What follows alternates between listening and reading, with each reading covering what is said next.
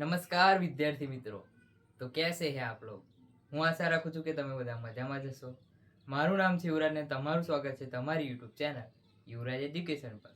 તો વિદ્યાર્થી મિત્રો, આજે હું તમને શીખવાડવાનો છું ધોરણ 12 વિષય આંકડાશાસ્ત્ર નું બીજું ચેપ્ટર એટલે કે સુરેખ સહસંબંધનો એક આંકી દાખલો. જે દાખલો હું તમને સરળતાથી અને પૂરેપૂરી સમજૂતીપૂર્વક શીખવાડવાનો છું. તો તમે તે દાખલો શીખવા માટે મારી સાથે બન્યા રહો આ વિડીયોમાં છેલ્લે સુધી, જેથી તમે તે દાખલો સરળતાથી અને પૂરેપૂરી સમજૂતીપૂર્વક શીખી શકો અને તેના માર્ક પાકા કરી શકો. તો ચાલો વિદ્યાર્થી મિત્રો, આપણે દાખલાની શરૂઆત કરીએ.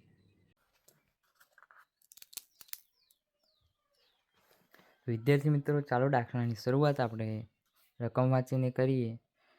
તો બોલપેન બનાવતી એક કંપની તેની સૌથી વધુ વેચાતી બોલપેન ભાવ રૂપિયામાં અને તેના પુરવઠા બજાર એકમો વચ્ચેનો સંબંધ જાણવા માટે માહિતી એકઠી કરે છે. તે પરથી વિકિરણ આકૃતિ દોરો અને તેનું અર્થઘટન કરો.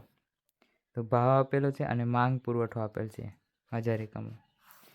તો અહીંયા આપણે જે ભાવ છે આ ભાવ તે ચલ એક્સ પર લઈશું અને માસિક પુરવઠો જે 1000 એકમોમાં છે તેને ચલ વાયથી દર્શાવીશું આપણે આકૃતિમાં. તો ચલ એક્સ અને વાયની જે ક્રમિક જોડ છે તે એમ બને છે 14 32 16 50 12 11 12 15 45 13 30 અને 17 53.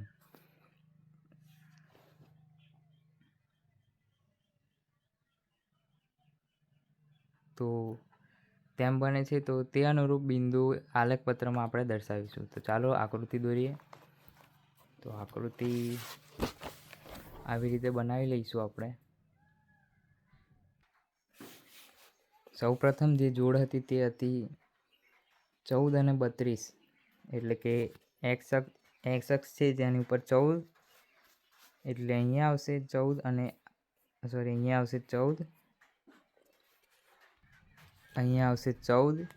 જેની જે ક્રમિક જોડ હતી જે વાય ઉપર હતી તે છે 32. તો વાય અહીંયા 14, તો અહીંયાથી લઈશું આપણે આમ, ને 32 આવશે અહીંયા. તો 14 અને સૌપ્રથમ 32. તો આટલે સૌપ્રથમ અક્ષ આવશે 14 અને 32.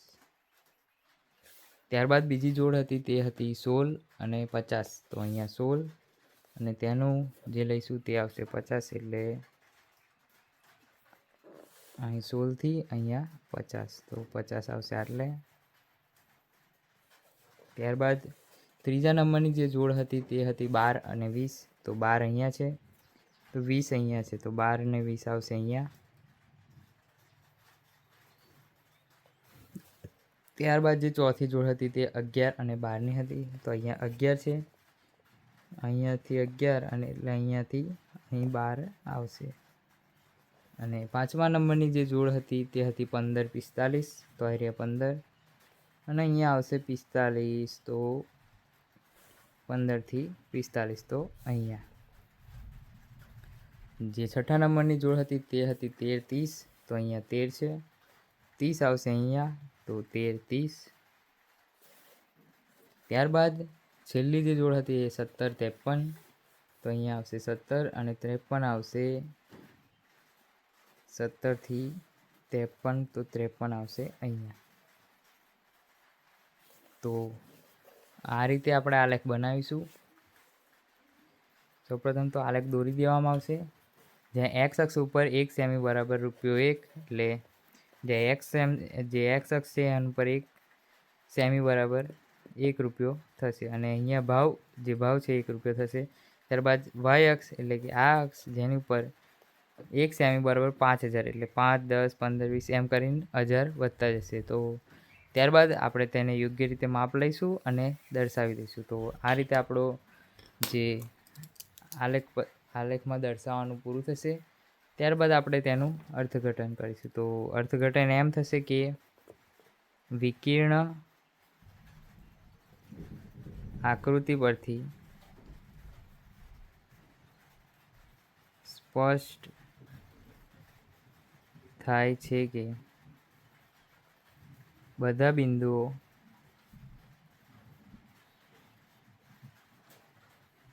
એક જ સુરેખા પર નથી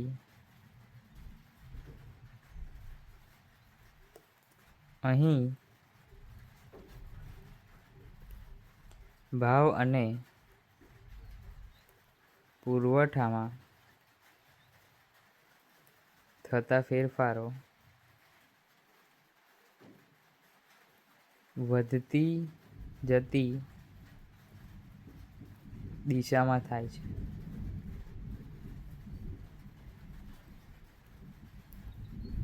પરંતુ આ ફેરફારો અચળ પ્રમાણમાં ન હોવાથી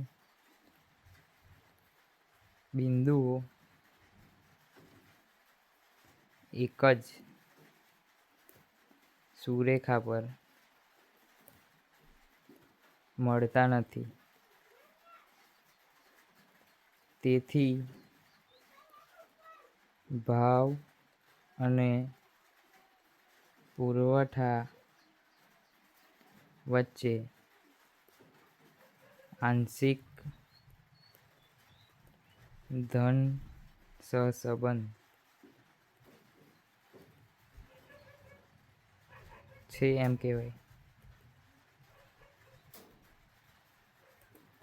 તો અહીંયા આપણો અર્થઘટન પૂરું થાય છે. અર્થઘટન પૂરું થતાં આપણો દાખલો પણ પૂરો થાય છે.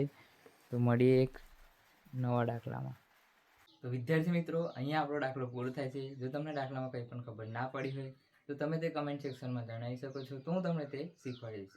અને વિદ્યાર્થી મિત્રો, વિડીયો સારો લાગ્યો હોય તો વિડીયોને લાઇક કરતા જજો, શેર કરતા જજો અને આપણી યુટ્યુબ ચેનલ યુવરાજ એજ્યુકેશનને સબસ્ક્રાઈબ કરતા જજો. તો અહીંયા આપણો વિડીયો પૂરો થાય છે. મળીએ એક નવા વિડીયોમાં. ત્યાં સુધી જય હિન્દ, જય ભારત.